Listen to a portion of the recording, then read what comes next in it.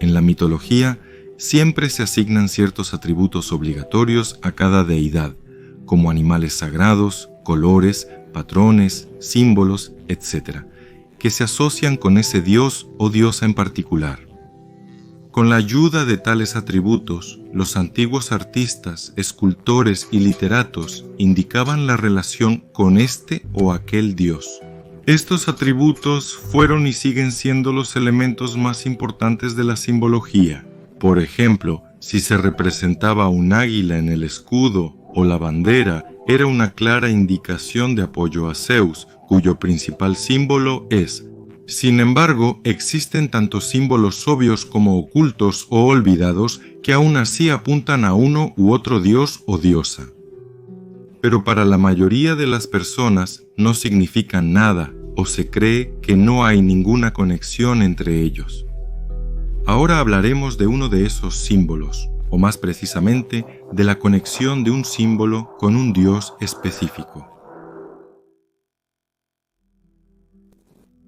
Estás en el canal Época de Desconfianza con Mijail Kalmykov, y quiero aclarar de inmediato que este no es un video ordinario, sino material adicional prometido para el segundo episodio de la película ¿Qué te pasa, Rusia? Si no lo has visto, sin duda tendrás una sensación de incomprensión, preguntándote para qué sirve este video, a quién y qué estoy tratando de probar aquí. Y lo más importante, ¿por qué? El hecho es que en el video anterior, una parte significativa de la base de evidencia se basa en la afirmación de que el león es un símbolo sagrado y totémico de la diosa Hera. Sin embargo, sabemos que sus símbolos clásicos son el diadema, una especie de corona, que simboliza que ella es la principal entre las diosas. Sus otros símbolos son el cinturón de Venus, la fruta de la granada, el cetro con el cuco, el propio cuco y a veces la flor de violeta. Y su animal totémico siempre ha sido el pavo real, pero no hay ninguna mención del león. Entonces, ¿por qué decidí que el león es su segundo animal totémico? Y luego también lo relacioné todo con Inglaterra. Este video está dedicado a eso, por eso lo considero material adicional. Aunque en esta película verás muchas cosas nuevas y sorprendentes, por ejemplo, que Hércules podría haber sido negro. ¿Qué declaración hizo sobre la historia corta? ¿O realmente tengo razones para pensar así? ¿O de dónde provienen los nombres Inglaterra y Gran Bretaña? ¿Qué significan? ¿Dónde viven exactamente los centauros? Y muchas cosas más interesantes, pero todo en orden. Como dije, el objetivo principal del video es explicar al león como el animal tótem de la diosa Hera. Para hacer esto, primero debemos entender cómo ciertos atributos o animales se convierten en parte de la simbología de los dioses. Mira, Hera tiene varios atributos clásicos: una diadema, un pavo real, la manzana de Venus, un pavo real. ¿Por qué precisamente ellos? Comencemos con la diadema. Aquí todo parece bastante claro. La diadema es puramente una distinción femenina de la corona y dado que Hera es la diosa principal, la diadema le queda bien. ¿Cómo podría estar sin ella? Pero con otros atributos es un poco más complicado. Por ejemplo, el cinturón de Venus, un atributo mágico que la hace irresistiblemente sexual. Pero el problema es que, como sugiere el nombre, este cinturón pertenece a otra diosa, Venus o Afrodita, es decir, la diosa del amor y la belleza.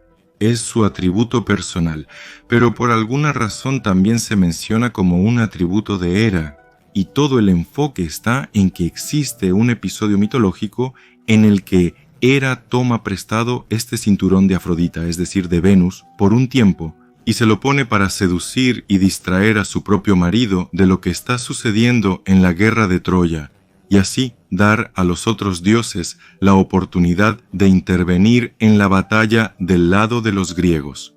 En otras palabras, cualquier atributo se convierte en un símbolo no solo del derecho a poseerlo, sino también del derecho a usarlo en cualquier momento clave de la historia.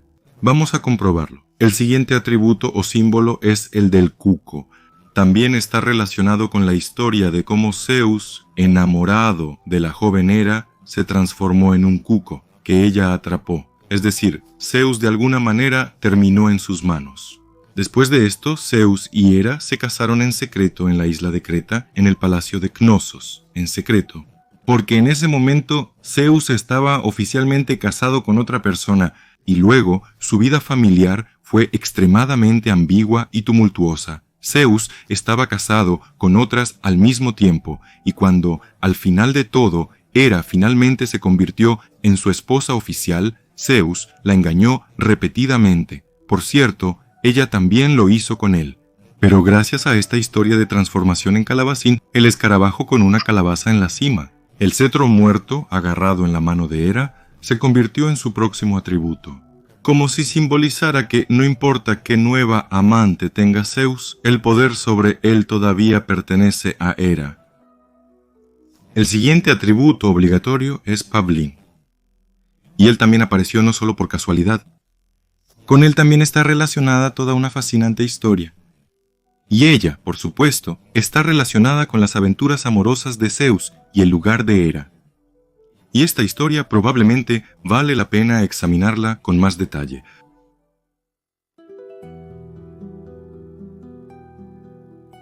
Una de las amantes de Zeus fue Io, hija del rey de la ciudad griega de Argos, la misma Io, en honor a quien se nombra la más cercana a Júpiter, es decir, según la clasificación griega, a Zeus, planeta que está siendo desgarrado ahora por las fuerzas de marea del planeta más grande del sistema solar. Así que, cuando Zeus estaba pasando el tiempo agradable y cómodamente con su joven amante, Hera, sospechando algo malo, decidió hacerles una visita inesperada. Pero de alguna manera, Zeus anticipó el mal giro de los eventos y en el último momento, justo antes de su aparición, transformó a su joven amante en una vaca blanca. Un plan genial, se podría decir. Llega la furiosa esposa con la intención de hacer justicia sangrienta y juzgar al infiel esposo y a su amante, mientras que el esposo tranquilamente pasea por el prado y pastorea a la vaca. Genial, pero no puedes engañar tan fácilmente al herrero Hera. Por sí misma, sospechó que alguien quería engañarla. Pero a pesar de la falta de pruebas directas de cambio, decidió posponer el juicio hasta que aparecieran pruebas directas. Y para ser exactos, simplemente para torcer el plan de Zeus en su monstruosidad. Obligó a su marido a regalarle esta vaca y la puso a pastar. El origen de este gigante de muchos ojos, Argus, es bastante desconocido. Hay muchas versiones diferentes, incluso entre los autores antiguos.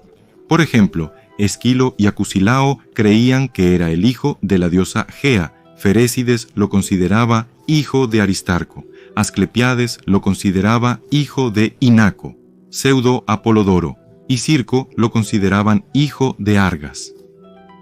Más precisamente, en un caso se consideraba hijo de Argas, quien a su vez era hijo de Zeus y Neobe, y en el otro caso se le consideraba hijo del rey de la ciudad de Argas, Agenor. Así es como se ve este encurtido inimaginable. Argus el Vulcan, nacido en la ciudad de Argos, protegía la ciudadela de la ciudad de Argos encerrada en el cuerpo de una vaca. Pero en realidad, todo este lío puede ser fácilmente descifrado. Mira, el gigante tenía muchos ojos, tenía decenas de ojos, si no cientos, y mientras la mitad de los ojos estaban despiertos, la otra mitad dormía. Y por el contrario, ¿no te recuerda a nadie? Entonces recordaré, los gigantes tenían muchos hijos hecatonquiros, quienes, además de cientos de manos, también tenían 50 cabezas cada uno, naturalmente un par de ojos en cada una. Es decir, este gigante bien podría ser uno de los hijos hecatonquiros de los gigantes. Esto es confirmado por los autores que lo registran en los hijos de los gigantes. Todo está correcto, fue ella quien dio a luz a estos extraños titanes. Además, en algunas pinturas y jarrones, él tiene precisamente varias cabezas. y las demás menciones sobre su origen pueden referirse al lugar que originalmente protegía o que le pertenecía. Se llama de hecho por su nombre Argos, es decir, es más probable que no se llamara al Titán en honor a la ciudad de Argos, sino que por el contrario, la ciudad y el lugar de Argos se nombraron en honor al territorio que le pertenecía. Entonces todo cae en su lugar. Es bastante posible que a veces durmiera o se fuera por un tiempo muy largo y su despertar o llegada se registraba como un nuevo nacimiento. Esto también explica por qué comenzó a servir a Hera protegiendo a la princesa y no al rey Argos, cuya hija era y a quien, en teoría, debería haber obedecido. Si hubiera sido hijo del rey Argos, de hecho, ella habría sido su hermana. Así, esta criatura de muchos ojos vigilaba a la princesa encantada hasta que apareció el superagente Hermes, enviado por Zeus. Este agente 007 hizo un gran esfuerzo para adormecer al titán. Fue muy difícil, ya que tenía decenas y cientos de ojos que dormían en diferentes momentos, y todos tenían que dormir a la vez. Sin embargo, lo logró. Además, para lograr esto, Hermes tuvo que contar la historia del amor del Señor por Naya, que se consideraba un cuento de hadas en ese momento. Pero ahora entendemos perfectamente con ustedes que era algo más que la antigua Santa Bárbara en 5000 episodios.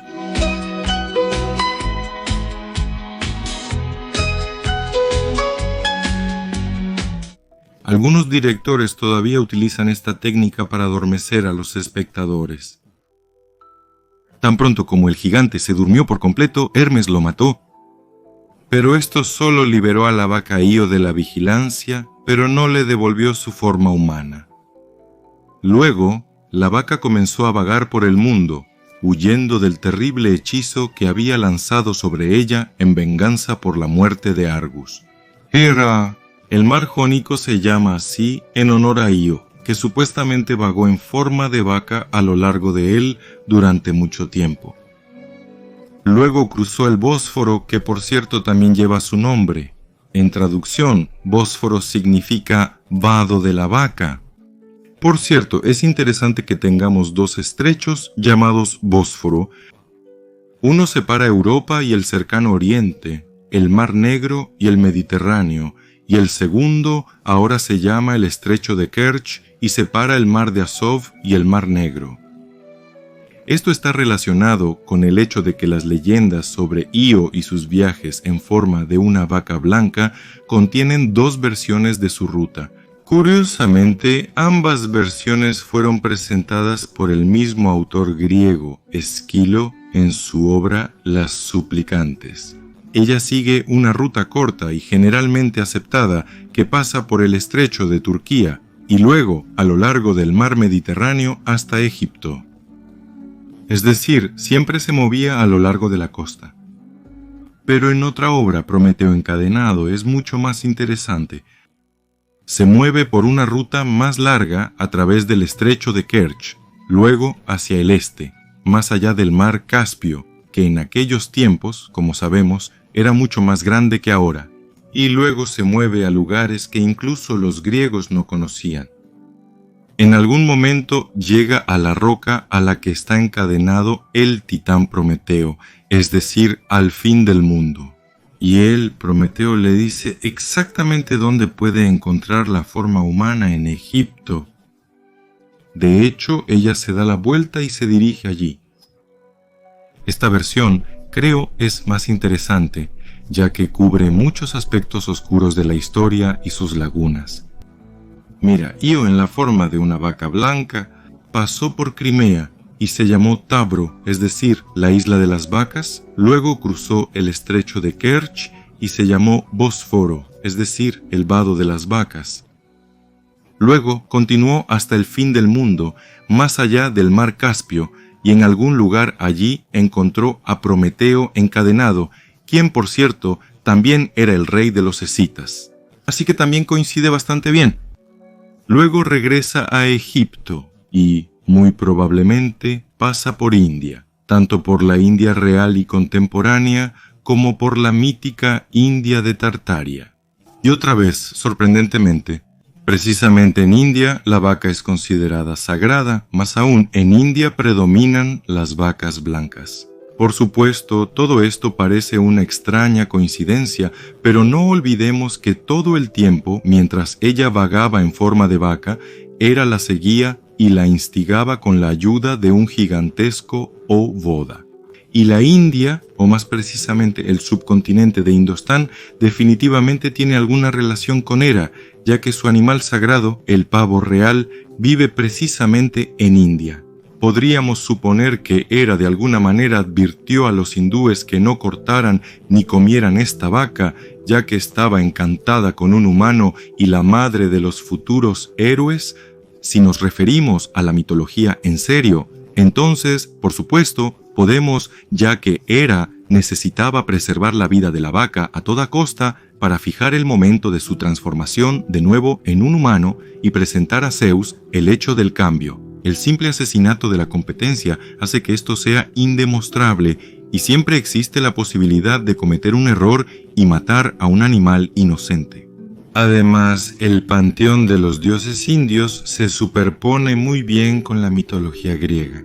En parte, ya hemos hecho la suposición contigo en el episodio anterior de que muchos dioses indios son simplemente los titanes griegos, pero aquí tienes otra coincidencia. La diosa Hera podría resultar ser una diosa india, Kali. Sí, a primera vista no hay nada en común. Sin embargo, en la mitología india, Kali mata a su esposo Shiva, cortándole la cabeza, y al mismo tiempo es humano. Pero así, durante el período de la persecución de Hera a través de India, Hera estaba precisamente en un estado de gran ira hacia su esposo. Es bastante posible que Io podría haber tenido pensamientos sobre su asesinato, a lo que una mujer celosa no es capaz. Y aquí aparece la primera conexión notable de Hera con el símbolo del león, ya que el vestido habitual de Kali es una piel de leopardo. Sí, por supuesto, un leopardo no es un león, pero aún así es de la familia de los felinos, y lo que es característico, la misma palabra leopardo proviene de la combinación de dos palabras leo y pardus, donde pardus significa saltar y leo, bueno, adivina, por supuesto, león. Es decir, un leopardo en traducción es un león saltador. Por sí mismo, los hindúes tienen su propio nombre para el leopardo, Tendua, que en sánscrito significa simplemente colmillos afilados. Y en esta forma, la conexión con el león se pierde. Pero el punto es que Leopardus es precisamente un nombre antiguo griego, y en este caso, en la lectura griega, hay alguna conexión notable y misteriosa. Pero volvamos a las maravillas, y en la forma de una vaca blanca. Después de la India, finalmente llega a Egipto, donde Zeus la encanta y da a luz al futuro rey Epafus, quien en el futuro construirá la ciudad de Memphis y en general gobernará en Egipto. Por cierto, según Esquilo, este es el hijo de Io, y se convirtió en el primer hombre de piel oscura en la historia. Así lo escribe en la tragedia Prometeo, encadenado con las palabras de Prometeo, dirigidas a la vagabunda transformada en vaca Io. Cerca de la boca del Nilo en los pantanos de juncos, allí te sacará de la locura Zeus, habiéndote tocado con su mano suavemente, y darás a luz a Epafus de piel oscura, hijo del toque, y él gobernará toda la tierra que el amplio Nilo riega. Si lo traduces al ruso, darás a luz al fundador de la raza de piel oscura, cuyas tierras serán el norte y centro de África. Y su lejano descendiente será Hércules, quien liberará a Prometeo. Por cierto, resulta que Hércules era de piel oscura. Un matiz muy interesante. En particular, Esquilo escribe las palabras de Prometeo así, y 5 generaciones pasarán y 50 hermanas. Obviamente, los de piel oscura regresarán a Argos, sin querer entrar en el cuartel con hermanos de doble linaje en Egipto. Y como aparentemente no había otros candidatos, regresaron a la patria de su bisabuela Io. Allí rápidamente se deshicieron de sus esposas, a las que luego casi todas fueron asesinadas. En general, incluso Prometeo dice literalmente que contar los detalles tomaría mucho tiempo, pero la familia vale la pena de esa importante flecha de un arco que me librará de mis tormentos. Así que, volviendo a Io, Hera incluso después de la muerte del titán Argos, no la dejó en paz. El fantasma de Argos, en forma de perro, la persiguió hasta el final de su vida. Bueno, los cientos de ojos de Argos Hera los colocó en la cola del pavo real, que tenía suficiente espacio para ellos, y dejó al pavo real a su lado.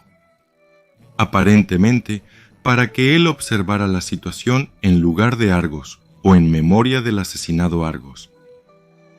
Esa es una historia interesante sobre cómo el pavo real se convirtió en un símbolo sagrado y obligatorio de Hera.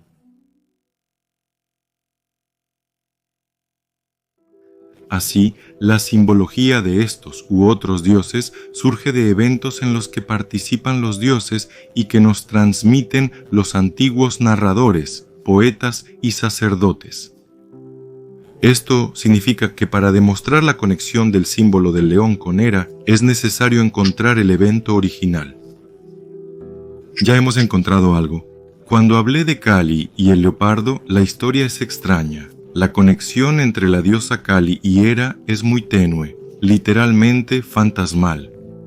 Por lo tanto, no la usaremos como la principal y única evidencia, mejor busquemos algo más serio. Desafortunadamente, alguien está protegiendo diligentemente todo, incluso las más pequeñas pistas e insinuaciones. Por lo tanto, nos queda buscar no solo las historias en sí, sino también sus rastros, menciones de ellas. Y aquí quiero decir de inmediato a los escépticos que este método es bastante científico. Por ejemplo, el poema Etiópida, escrito por Arctinus de Mileto. Ya lo mencioné en episodios anteriores sobre la guerra de los dioses, así que este poema no nos ha llegado, se ha perdido por completo. Más precisamente, solo llegaron 2 fragmentos de 3 a 4 líneas y están muy dañados. Sin embargo, los historiadores consideran la Etiópida un epos completo, ya que se conservan referencias a ella en otros poemas y publicaciones. Gracias a ellos, conocemos el contenido aproximado de este poema. Exactamente, también creo que tengo derecho a referirme a las fuentes que contienen referencias a obras ahora desconocidas, ocultas o perdidas. Sí, me refiero a Jordan Bruno, sobre quien tengo una película completa. Recuerdo que Jordan no era solo un monje errante, sino que recibió una excelente educación eclesiástica, sirvió en la iglesia durante mucho tiempo y leyó una gran cantidad de materiales antiguos, incluyendo a Esquilo y otros filósofos y poetas griegos. Además, la mitología griega era uno de sus temas favoritos, por lo que la conocía al dedillo, y este conocimiento se demostraba repetidamente en los interrogatorios. Y así, en uno de sus últimos libros, cuya escritura, por cierto, se le atribuyó como un delito, describió precisamente el argumento que estamos buscando.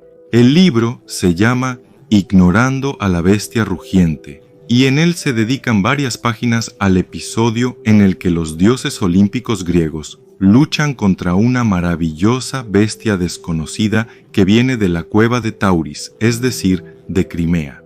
Ninguno de los dioses pudo vencerlo, y entonces se propuso la idea de transformarse en animales para acercarse sin ser detectados a la bestia maravillosa. Jordán, Bruno insiste en que precisamente gracias a esta transformación, los egipcios comenzaron a representar a los dioses en formas de medio humano, medio animal. Claro, Bruno podría haberlo inventado todo. Pero en este caso, cualquier mito, cualquier relato de autores antiguos podría considerarse una invención, lo que, a su vez, implicaría una revisión completa de toda la historia. Pero vemos que a los mitos antiguos se les ha dado gran importancia a lo largo de los siglos y hasta el día de hoy. Sus motivos todavía se utilizan en la simbología mundial.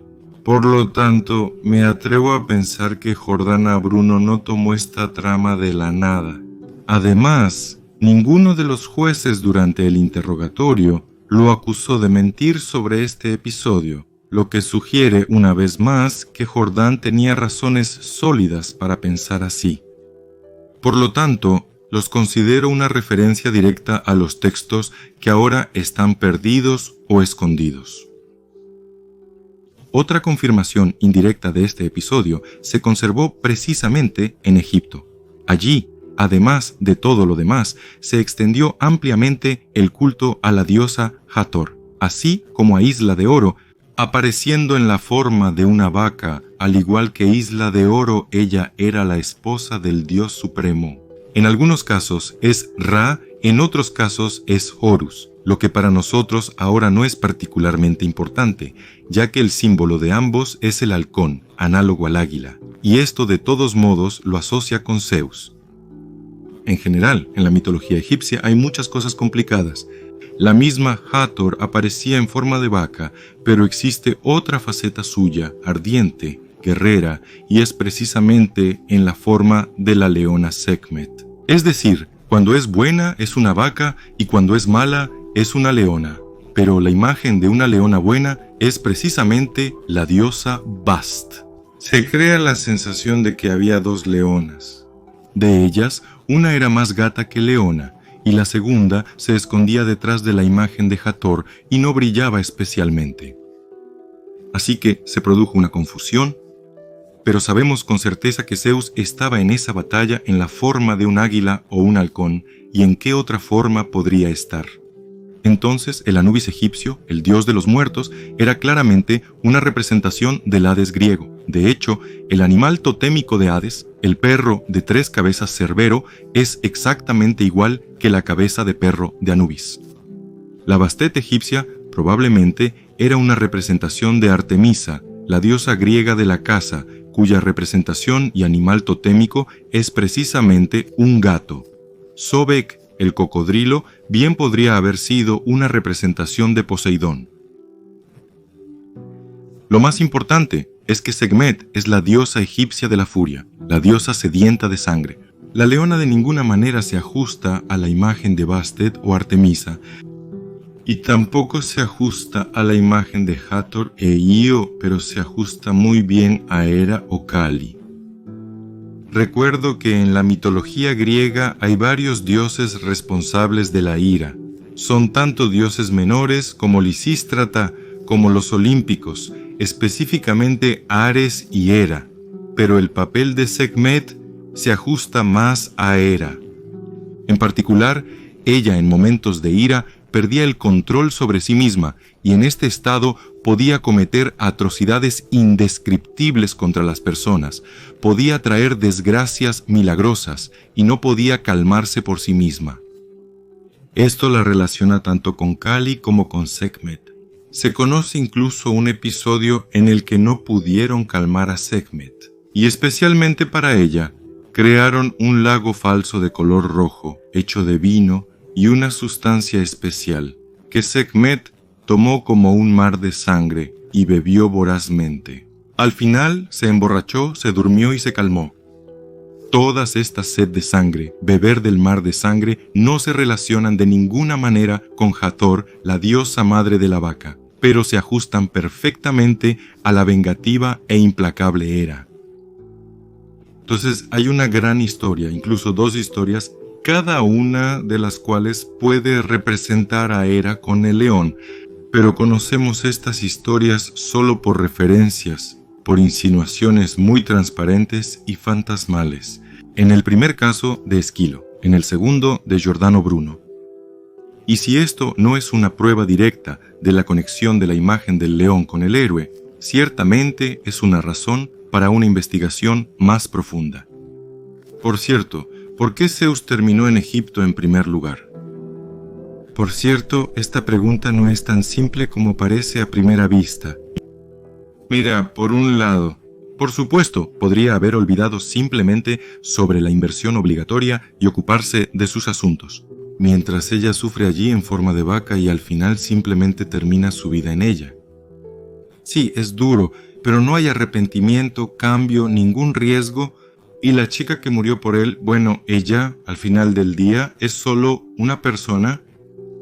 Pero en realidad no sucedió así. Zeus envió a Hermes para que matara a Argus de manera encubierta y la liberara de su cautiverio. Luego, por sí mismo, necesita desacreditarla porque no es fácil hacer tales esfuerzos, diciendo, pero habla. Pero él mismo no pudo deshacerse de la ira para hacer esto, y nadie más tenía el poder de hacerlo, excepto la madre de todos los dioses. A ella, y probablemente a sus pensamientos no eran tan caóticos como parecía, fue a buscar el fin de la tierra, Tártaro, probablemente precisamente en busca de él. En el camino se desvió hacia Taurida en Crimea, donde posiblemente se encontró con él o con alguien que tenía una conexión con ella. Agea, como sabemos, es una mujer estricta, no solo da a luz a dioses, lo hace en nombre de algún propósito.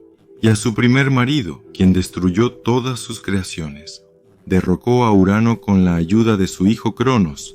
Luego Cronos fue derrocado por Zeus. Y luego, en un abrir y cerrar de ojos antes de la guerra de Troya, envió a un batallón de gigantes que ningún dios podía destruir para derrocar a Zeus y a los olímpicos. Así que tal vez fue ella quien fue a Crimea y despertó a esa misma maravilla, una de las primeras, con la que todos los dioses en formas de animales lucharon desesperadamente en Egipto.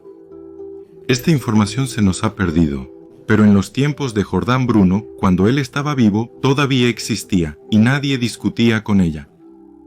Este matiz explica maravillosamente por qué Zeus y su equipo estaban en Egipto, por qué no podía distraerse y por qué Hera todavía fingía que lo perdonaba y le permitía maldecir a Isla de Oro.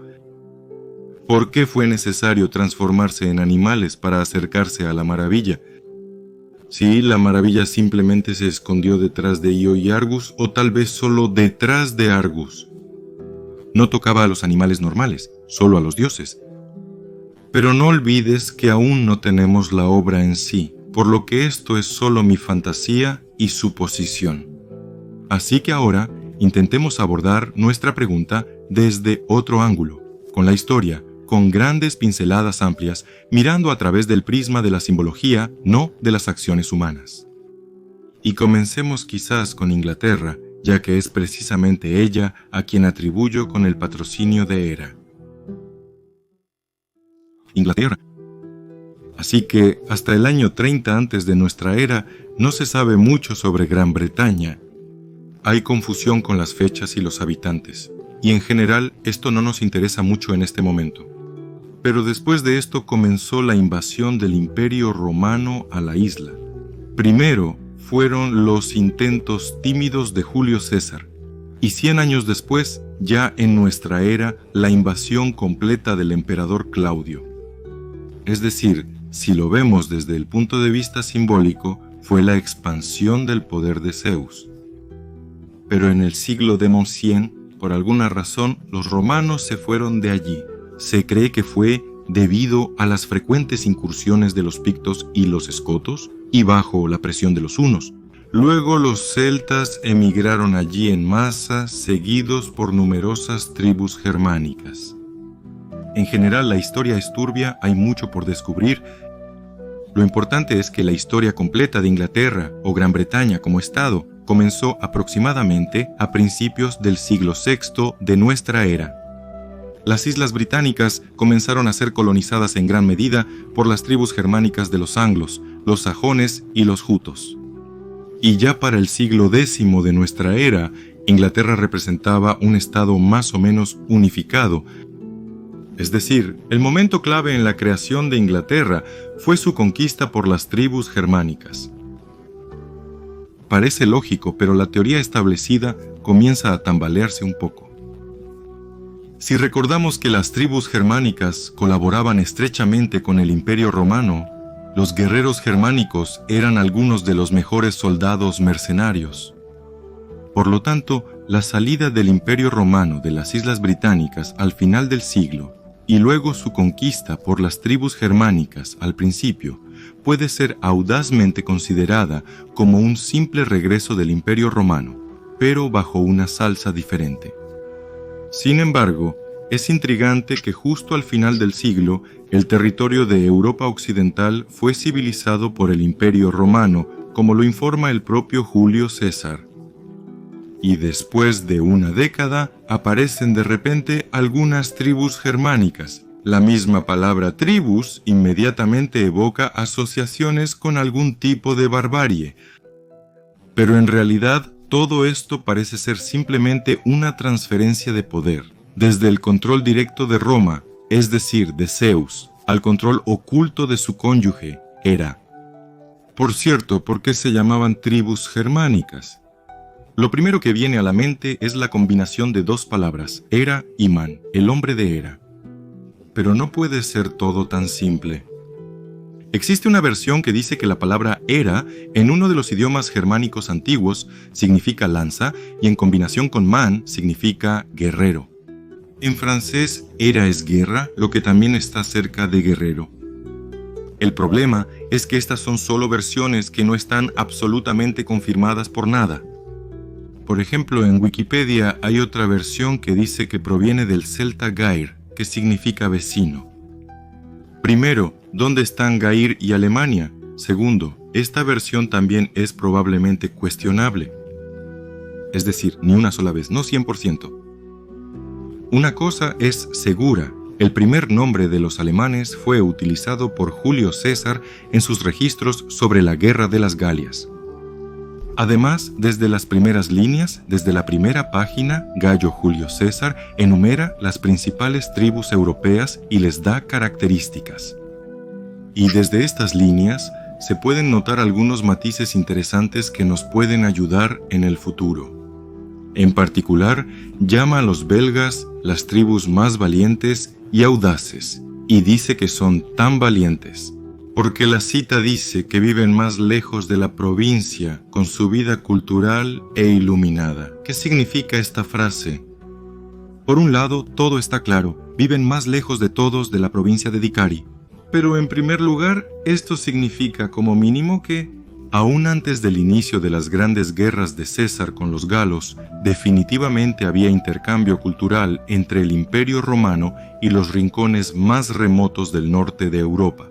Y era muy serio ya que tenía una gran influencia en las personas. Lo extraño es que aunque César enumera a los germanos en su libro, considera a los más alejados de la provincia de los belgas, aunque los germanos están aún más lejos en el mapa. ¿A qué viene esto? Sí, a que el intercambio cultural entre el Imperio Romano, Alemania y, por ejemplo, la misma Grecia, parece haber sido mucho más intenso de lo que muchos de nosotros estamos acostumbrados a pensar. Los alemanes, los galos y los celtas, al parecer, no eran tan salvajes después de todo. Y eso significa la mitología y la nómada. ¿Qué significan algunos nombres de tribus en los mapas de esa época? Por ejemplo, en el norte de España, la tribu de Cantabria. Muchos conocen estas tribus, pero lean la inscripción con más atención. Se puede leer de otra manera, como Kentabros o Centauros. Ahora solo quedan las montañas de Cantabria en el norte de España y el antiguo mar de Cantabria ahora se llama la Bahía de Vizcaya. O la tribu de los tauriscos, que vivían en el territorio de la moderna Austria, República Checa y Eslovaquia. Leí este nombre teniendo en cuenta que la letra 100 se lee como 100H en italiano. Y de alguna manera, estos tauriscos incomprensibles se convierten repentinamente en tabriches o tobariches. Y sí, precisamente en estos lugares, según la historia oficial, vivían las tribus eslavas. Camaradas eslavos, interesante, ¿no? Por un lado es simple, pero por otro lado deja una fuerte sensación de algún tipo de farsa histórica. En general, de una forma u otra, Hubo un intercambio cultural. Las ciudades y los objetos de lujo también existían en las llamadas tribus, y la mitología también era, en consecuencia, común. Por lo tanto, Hera podría haber patrocinado perfectamente estos territorios, y el nombre germano es simplemente un nombre de Hera, German, lo que no excluye simultáneamente que un germano sea un guerrero, ya que Hera es una dama muy guerrera. Y de nuevo, todo esto se presenta como una fuerte atracción de Saba hacia el globo. Así que conozcan Alemania, Turingia, la ciudad de Hera. ¿Qué significa este nombre y cómo surgió? Y nadie sabe. Y cuando fue fundada esta ciudad, y tampoco nadie sabe. Pero las primeras menciones de él se remontan al final del siglo X. Y esta ciudad también tiene un escudo de armas, aquí está.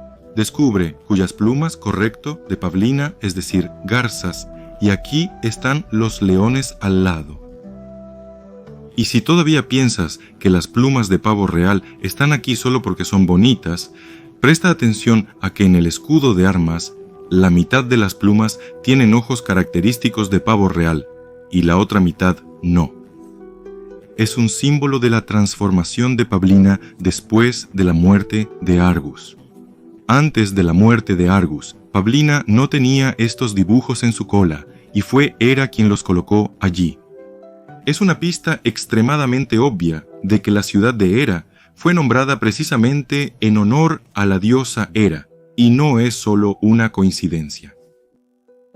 Así que hay una ciudad muy antigua llamada Hera en el país de Hera, Alemania, que tiene como símbolo el atributo de Hera, desconocido por quién y cuándo fue construido.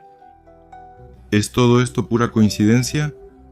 Sin embargo, es en este escudo donde encontramos por primera vez el atributo de Hera, Paulina, la pera y el león. Y también sabemos que fueron precisamente estas tribus las que fundaron la Inglaterra moderna. En esta nota podría haber terminado. Se han encontrado suficientes argumentos que vinculan a los británicos, Liubo y Hiro, como para al menos considerar esta versión seriamente. Pero hay algo más, una diosa desconocida.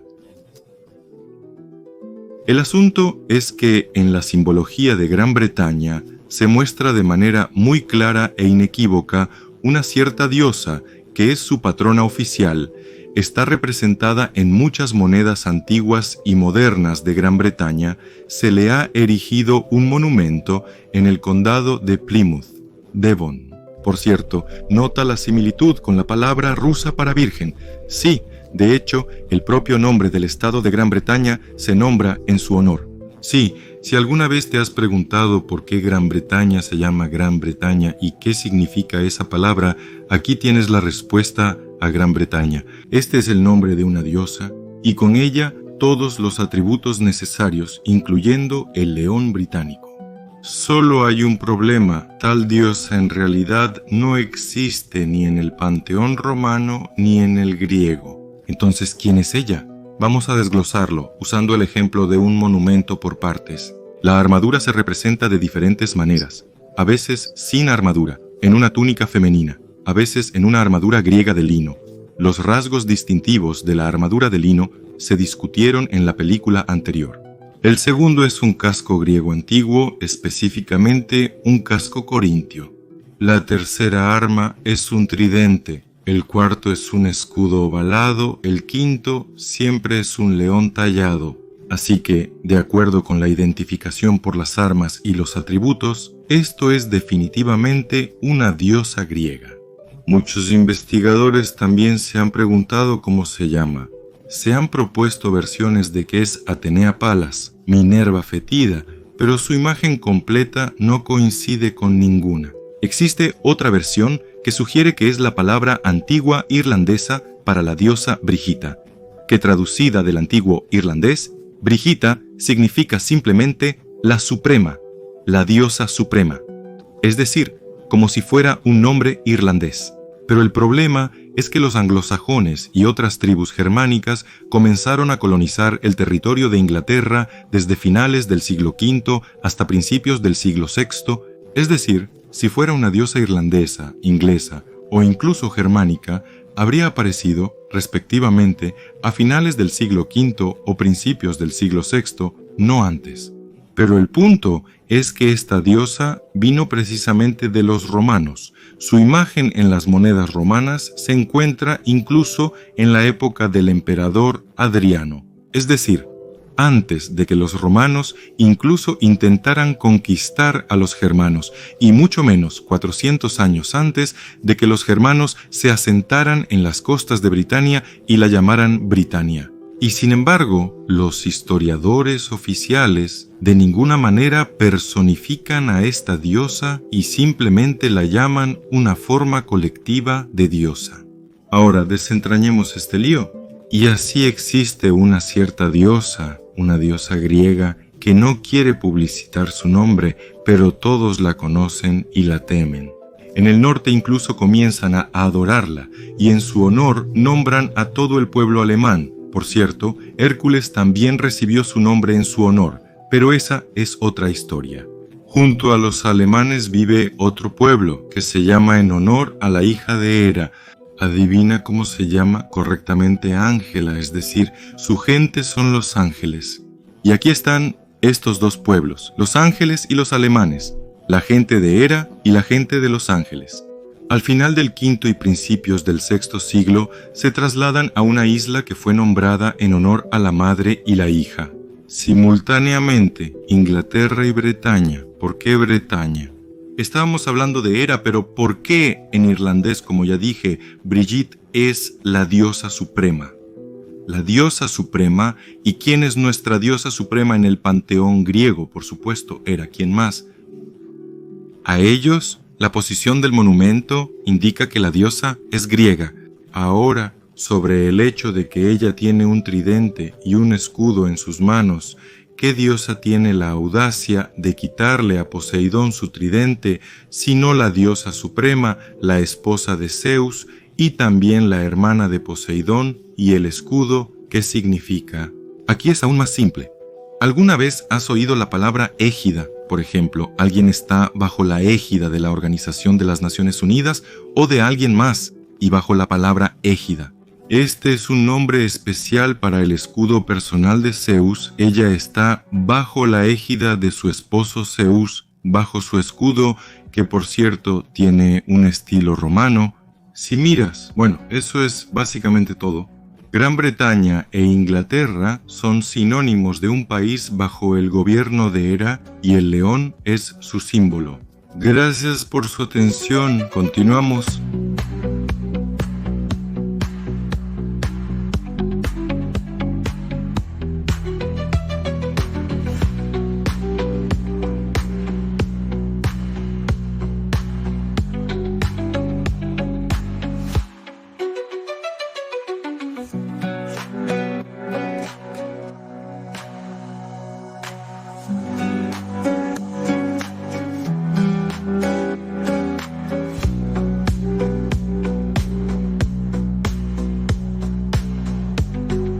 Continuamos, los subtítulos fueron creados.